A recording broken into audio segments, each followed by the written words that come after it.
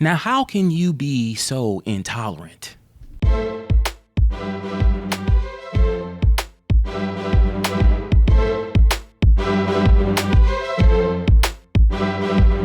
Hi, and welcome to Faith in Front.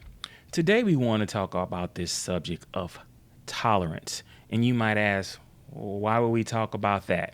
Well, it says in 1 Chronicles 12:32, it says, from the tribe of Issachar, there were 200 leaders of the tribe with their relatives. All these men understood the signs of the times and knew the best course for Israel to take.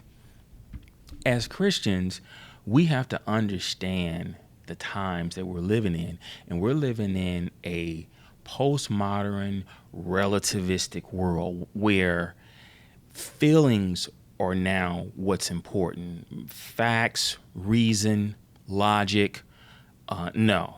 Those things will have some type of phobia attached to them. If you try to express an objective truth, that's threatening. That's wrong to do. Now, what's funny is when people say there really is no objective truth, they're actually making an objective truth claim when they say that. When people say that there is no objective truth, I sometimes I want to ask them, well, so you mean to tell me that racism, it's not objectively true, that's wrong? You see how, but that's where we live.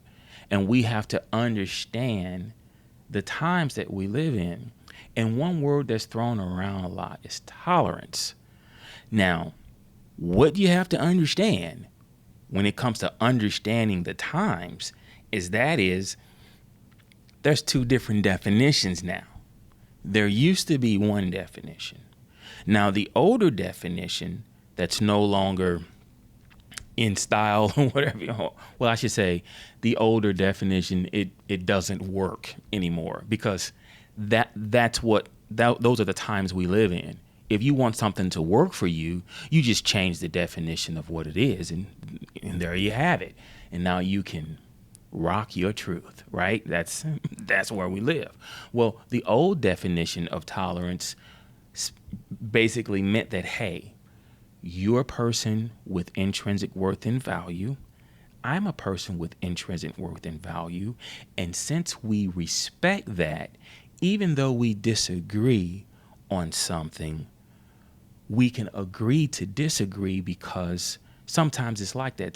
This country has like agree to disagree. No, that's old, especially when it comes to identity politics and things like that, where it's, gender, sexuality. That agree to disagree. Nope. That's no.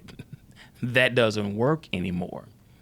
But that's what the old definition of tolerance meant. It meant that, hey, I respect you as a person. You respect me as a person. So this is where we just have to agree to disagree, and we can walk away from the conversation.